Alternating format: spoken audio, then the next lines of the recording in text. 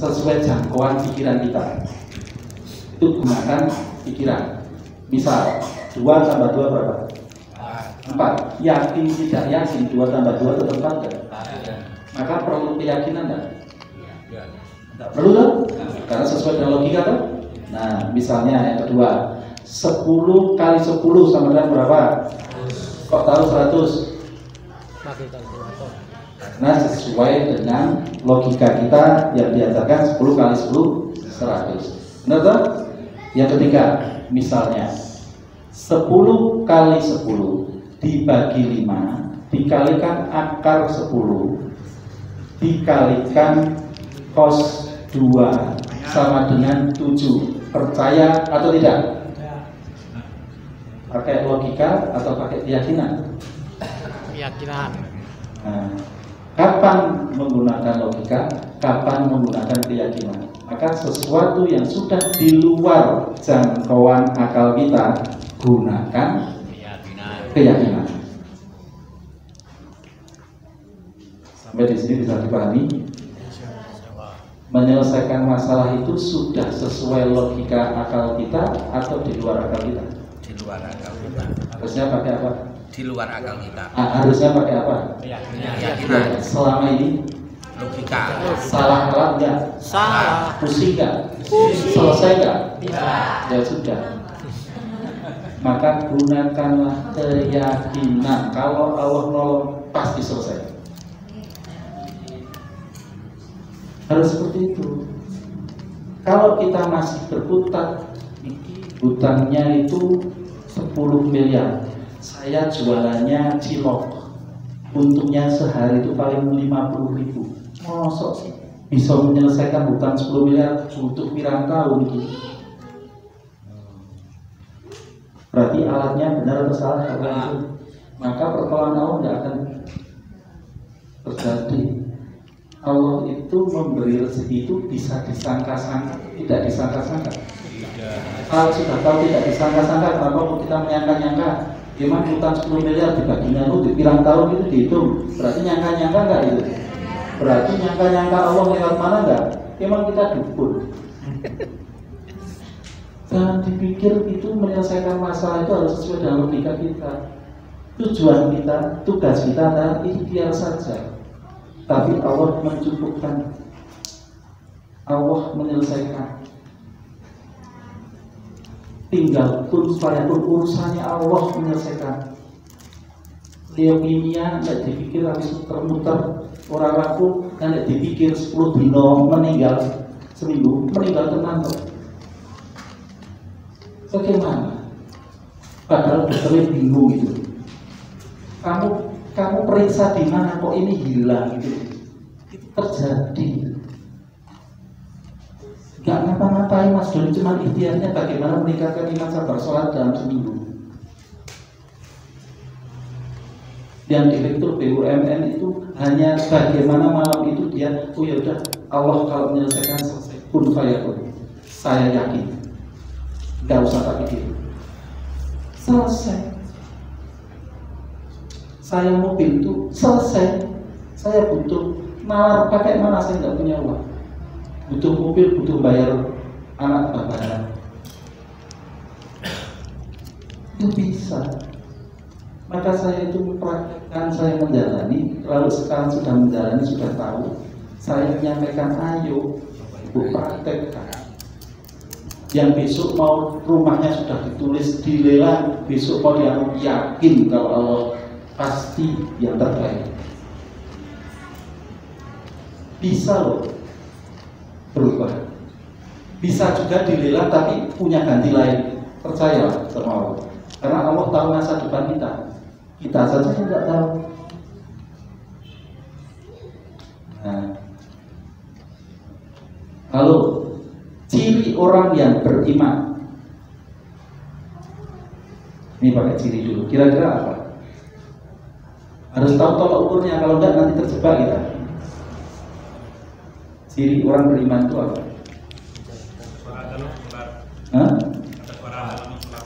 Sholat. Ciri orang beriman. Saya pakai ayat saya di surat Yunus surat 10 ayat 62 sampai 63. Bismillahirrahmanirrahim. Saya artinya langsung dulu ya, biar cepat. Ingatlah wali-wali Allah, tidak ada rasa takut pada mereka dan mereka tidak bersedih hati. Wali-wali Allah itu dalam kondisi masih hidup atau sudah meninggal? Masih hidup. Berarti kita bisa dimungkinkan kan?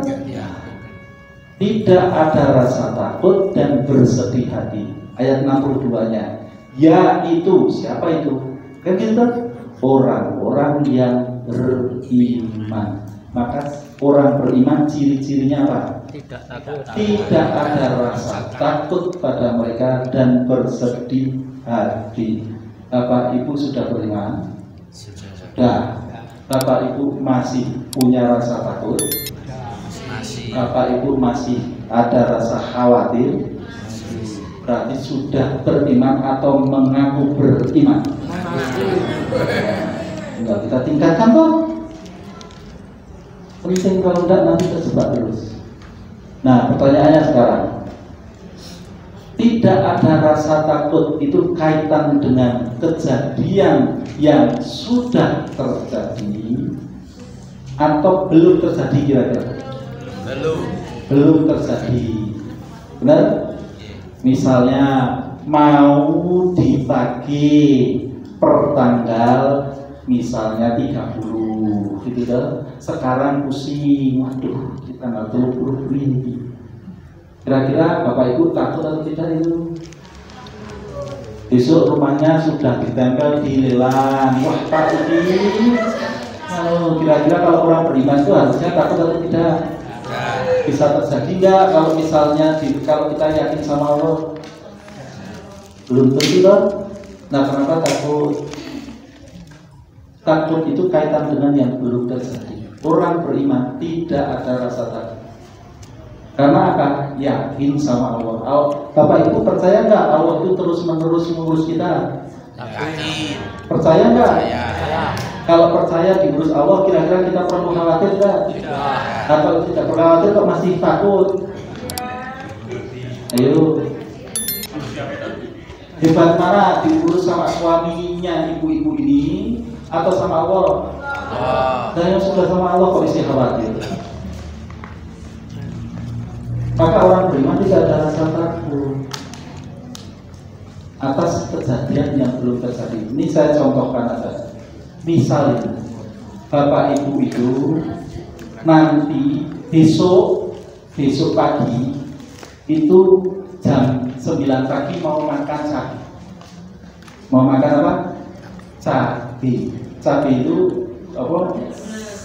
Cabai itu pedas. Lalu hari ini sekarang sudah makan belum? Belum. Ya kan belum kan? Hari ini terasa pedas misalnya. Kira-kira orang itu tuh lucu atau tidak?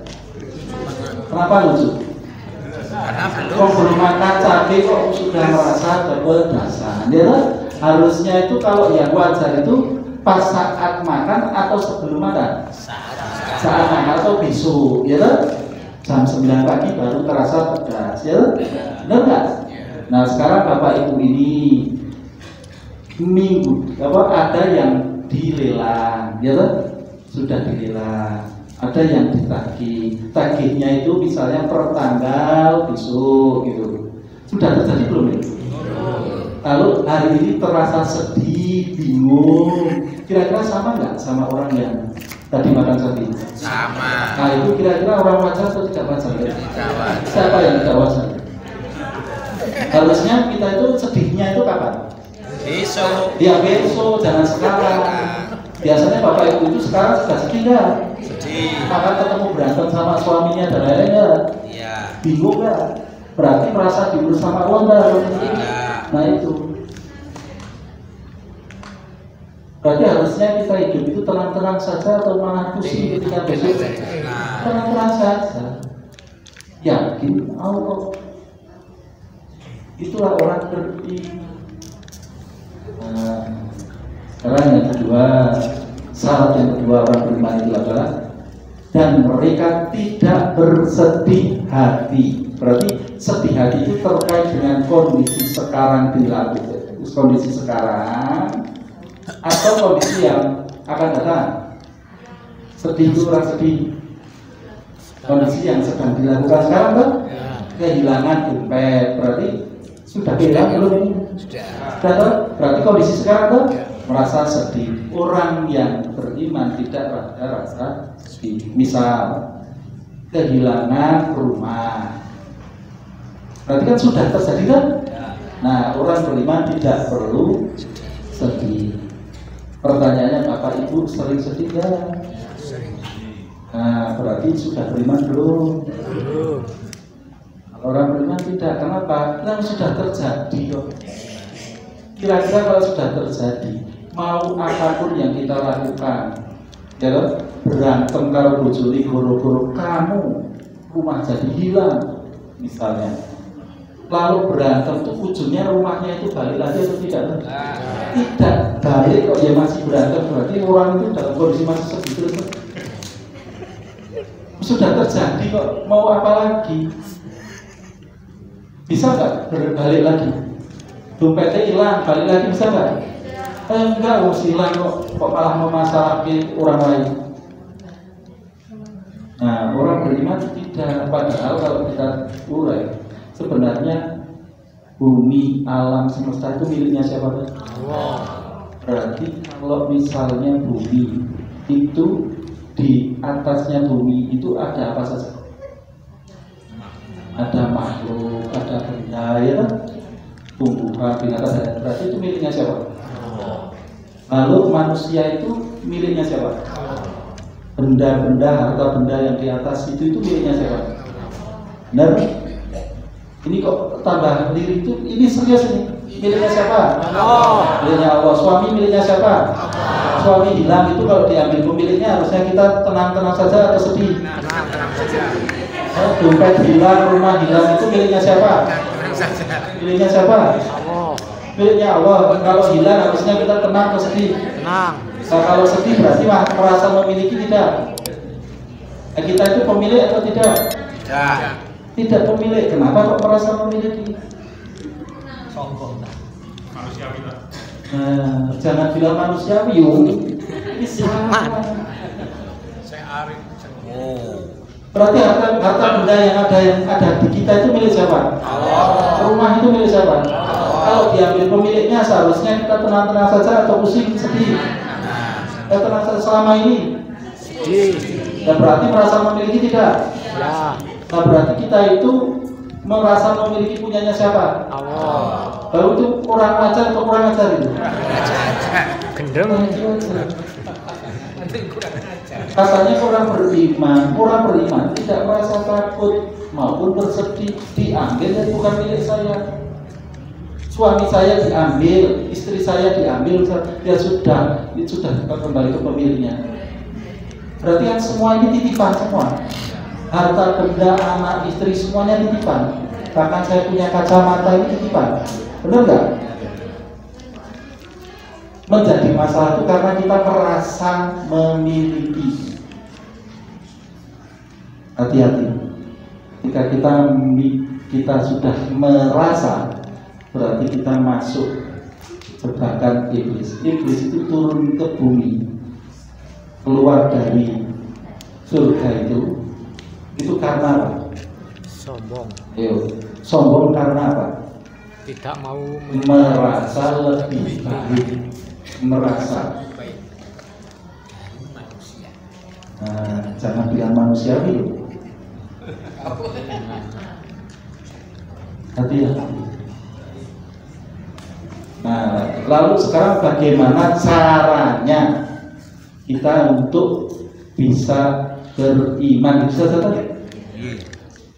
Nah, ini harus saya ajarkan, kalau nanti enggak selesai. Bagaimana caranya kita beriman? Yaitu yang pertama, bahwasanya alat yang digunakan kita itu berarti harusnya logika atau keyakinan dalam menyelesaikan sebuah masalah. Masalah itu tahu nggak solusinya kita? mendekat ke Allah. Tidak tahu kan? Solusinya kan tidak tahu. Masalah hutang tidak tahu. Istrinya misalnya cekcok, menyelesaikan masalah bagaimana istri biar tidak cerewet itu juga sudah tahu tidak? Tidak tahu kan? Harusnya berarti gunakan apa? Keyakinan. Jangan pakai logika. Maka kalau dalam keyakinan harusnya tenang-tenang saja atau pusing. Tenang saja. Ini saya harus pakai itu. Kalau pusing berarti dia menggunakan alatnya itu keyakinan atau logika. Logika pusing itu gimana tuh? Otak. Kepala berarti dia salah alatnya. Ya. Berarti kalau ada yang pusing berarti dia pakai alatnya benar atau salah? Salah. Nah, harus penting nih. Nih yang kedua. Berarti kita dalam menjalani kehidupan itu kita tahu nggak yang akan terjadi besok? Tahu nggak? 1 jam lagi tahu nggak? 5 jam lagi tahu nggak? Berarti kalau tidak tahu harusnya kita menjalaninya itu dengan logika, mikir-mikir apa yang akan terjadi besok, atau tinggal yakin saja apa yang terjadi besok pasti terbaik. Selama ini iki orang ono duit besok iso nempur beras ora, gitu kan? Itu berarti alatnya yang digunakan benar atau salah? Salah. Harus seperti itu.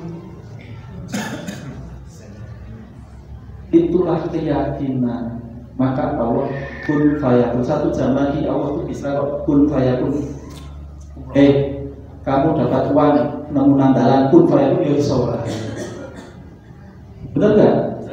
Maka jangan dipikir pakai logika bagaimana Allah nolong, tapi tinggal keyakinan kita. Kalau misalnya Bapak Ibu itu ini dalam melakukan perjalanan dari sini sampai ke Parahan, misalnya janji dengan saya, Mas Nopi itu rumahnya Parahan, lalu Bapak dari sini sama itu, kira-kira kalau misalnya dalam dalam perjanjinya jam 4 sore mau berangkat itu tidak yakin saya ada di rumah, kira-kira jalan atau tidak? Tidak. Kenapa tidak? Karena keyakinannya tidak ada. Tapi kalau keyakinannya ada, kira-kira jalan sampai rumah saya tidak? Maka hati-hati dalam menggunakan keyakinan. Karena keyakinan itu bisa salah, bisa tidak. Tapi harus ada tolak ukurnya. Selama kita menggunakan keyakinan itu semakin tenang dalam menjalinnya, itu semakin baik. Tapi dalam menjalani keyakinan kok tambah semakin rasanya tidak tenang, berarti keyakinannya bisa salah. Misal Bapak Ibu besok tanggal 2 hari lagi ditagih orang, ya, saya yakin ini pasti Allah nolong. Benar ini, gitu toh? Lalu keyakinannya Bapak Ibu semakin hari semakin bunda. Iki aku tak tenang-tenang saja di rumah, orang kerja. Nah, itu bisa jadi keyakinannya benar atau salah? Salah. Karena kita harus ikhtiar mencari, tapi nanti hasilnya itu tetap Allah yang menentukan. Kalau enggak nanti terjebak kita, keyakinannya bisa salah. Orang ikhtiari malah jago, orang kerja dan lain-lain. Karena Allah punya hukum sunatullah. Siapa yang mau berikhtiar semaksimal mungkin, Allah akan memberi hasil.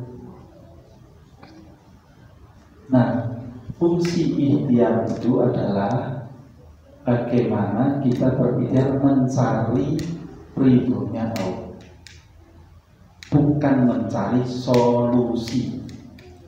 Selama ini kita itu mencari solusi. Nek aku ikhtiar kerja arek entuk duit piro wis dipikirke, mengko tak gawe ngangsur. Ya toh? Nah, berarti yang menentukan hasil itu siapa tadi?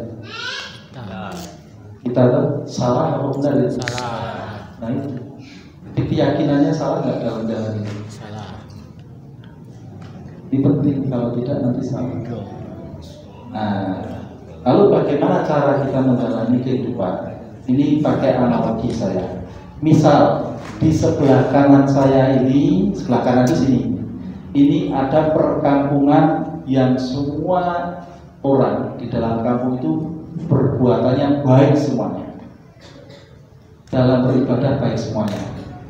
Lalu di sebelah kiri ini ada perkampungan yang banyak maksiatnya, tidak melakukan perbuatan baik apapun. Kebetulan kita posisinya di sebelah kiri hidup kita, lalu kita harus berpindah ke sana agar kita baik, karena di lingkungan baik kita akan menjadi baik. Pertanyaannya, kalau misalnya di antara dua kampung ini ada sungai yang arusnya deras dan luas, apa yang harus kita lakukan agar kita bisa menjadi orang yang baik? Berpindah ke sana. Caranya bagaimana? Buat jembatan nggak ada. Itu sungai arusnya luas. Deras. Apa yang harus kita lakukan? Mau berdiam diri di situ, bisa jadi kita ikut-ikutan orang yang tidak berbuat baik karena di situ semuanya sumber maksiat. Kita harus pindah. Maka bagaimana caranya? Dan sebelum mati, bisa kemungkinan airnya hanyut. Nyebrangnya caranya bagaimana? Ini pakai pertanyaan sederhana saja, jawabannya harusnya sederhana saja. Ikhtiarnya bagaimana? Nyebrang. Pakai kapal kan? Pakai kapal, nggak ada kapal. Berdoa berarti belum berpindah. Nyemplung, kalau nyemplung jatuh ke sungai bagaimana? Nah, betul. Ini ada yang benar. Jadi begini, harusnya begitu kita tahu di sini perkampungan baik dan saya harus berpindah, saya harusnya melakukan apa coba? Yakin saja nih, nyemplung sebelum gitu kan? Berarti itu nekat tidak? Tujuan nekatnya itu arahnya kebaikan atau buruk? Kebaikan kita, misalnya kalau misalnya kita nyemplung baik, Kelly, ada dua kemungkinan, benar nggak? Kemungkinannya kalau kita itu kena arus, kegeser ke sana, pasti jadi baik. Hidup berpindah ke sana, benar nggak? Tapi kalau misalnya aku Kelly mati, kira-kira dia di jalannya ke kebaikan atau tidak? Benar nggak? Kira-kira Allah menetapkan pahala tidak atas kematian dia? Surat 4 ayat 100. Ini harus seperti itu kalau kita. Dan barang siapa berhijrah di jalan Allah, hijrah ini, niscaya mereka akan mendapatkan di bumi ini tempat hijrah yang luas dan rezeki yang banyak kalau dia itu hidup. Karena hijrahnya dia, kenekatannya dia, perjalanannya benar. Barang siapa keluar dari rumahnya dengan maksud berhijrah, berarti baru niat, benar? Karena Allah, bukan karena lainnya. Berniat berhijrah di jalannya Allah, karena Allah dan Rasulnya. Kemudian kematian menimpanya sebelum ke tempat yang dituju, belum sampai, baru jegur niat atau jegur nekat, maka sungguh pahalanya ditetapkan di sisi Allah, dan Allah Maha Pengampun Maha Penyayang. Kalau dia mati, maka pahalanya ditetapkan di sisi Allah. Kira-kira surga atau neraka? Kalau dia hidup, maka dijanjikan rezeki yang banyak. Syaratnya apa berarti? Yakin. Yakin, nekat. Tidak ada pilihan lain kecuali kata yang paling tepat itu nekat di jalannya. Bapak Ibu mau tidak untuk nekat di jalannya Allah? Mau. Merubah dari logika menjadi keyakinan Mau. bahwa Allah pasti nolong. Berarti harus dipraktekkan cuma hanya mulut totok. Praktekkan. Caranya apa? Yakin. Nekat yakin Allah nolong. Yakin ke itu. Ya, nggak ada cara lain. Caranya hanya itu. Maka kalau sudah yakin sama Allah, kira-kira khawatir atau tidak? Tidak. Kira-kira sedih atau tidak atas semua masalah yang sudah terjadi? Tidak. Itulah cara yang kedua. Ini agar biar bisa merasakan bagaimana kita harus merubah logika kita menjadi keyakinan. Jangan pakai logika yakin dalam menyelesaikan masalah atau hidup. Cara yang kedua adalah begini. Saya pakai cerita dulu, agar bisa dirasakan. Karena ini rasa sulit saya membahasakan. Harus pakai cerita dulu.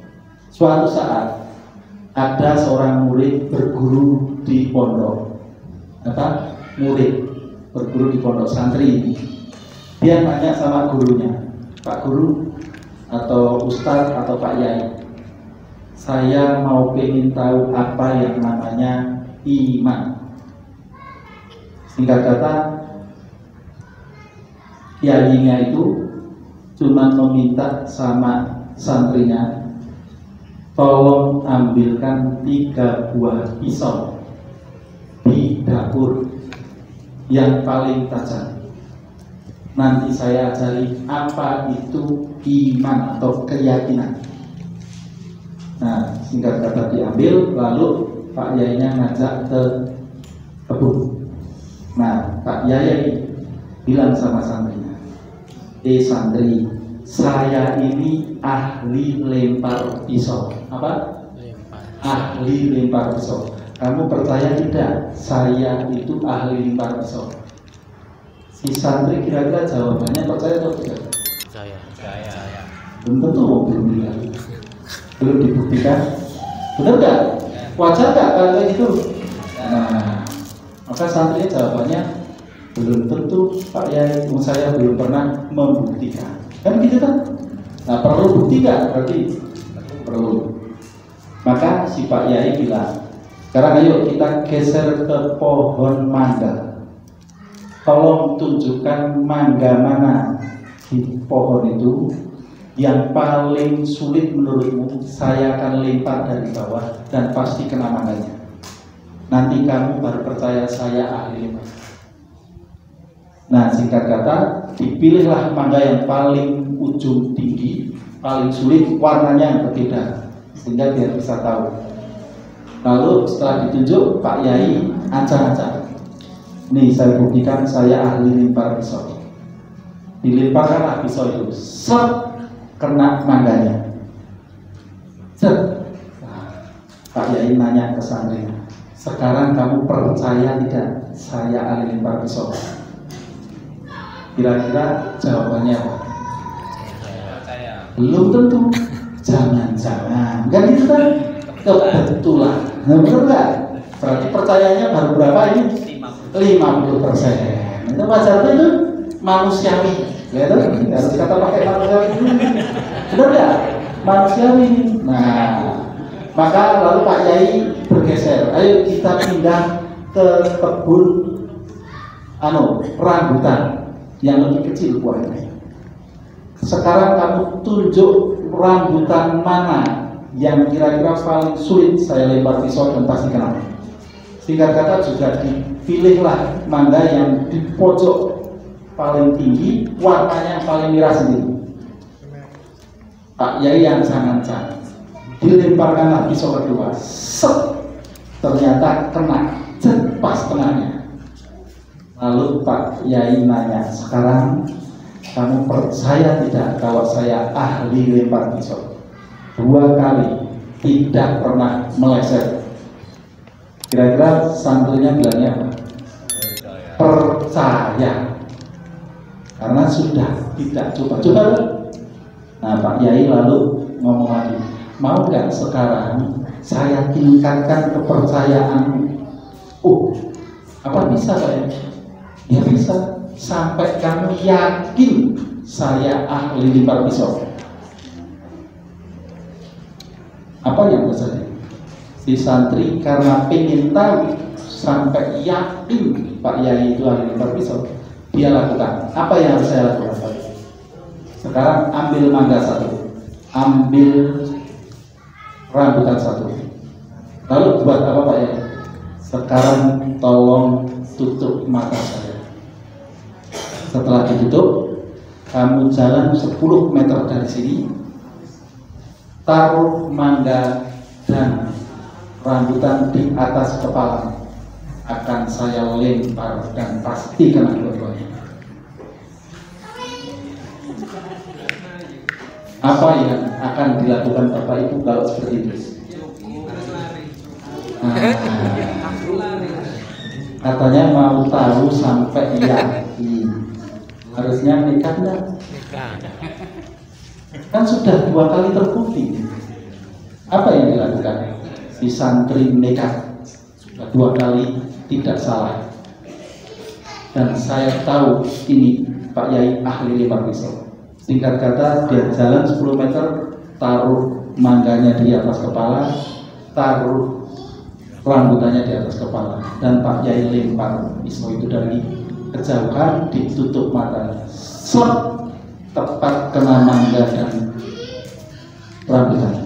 Lalu Pak Yai nanya, sekarang kamu yakin tidak sama saya bahwa saya ahli lempar pisau? Hakul yakin Pak Yai ahli lempar pisau. Bapak Ibu dalam hidup ini, Bapak Ibu percaya tidak bahwa Allah Maha Pemberi rezeki? Yakin. Bapak Ibu percaya tidak bahwa Allah itu Maha segalanya, mengurus terus menerus 99 Asmaul Husna? Yakin tidak bahwa Allah itu semuanya Maha?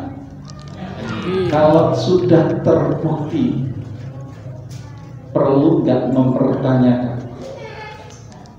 Yakin tidak bahwa Allah tinggal pun pada selesai? Itulah iman. Bisa dirasakan? Kira-kira kalau orang beriman itu jungkel bisa atau tidak? Karena sudah tidak pakai logika, tapi gaya. Itulah iman. Maka orang beriman itu yaitu tidak ada rasa takut dan khawatir atau bersedih. Sampai di sini ada yang ditanyakan?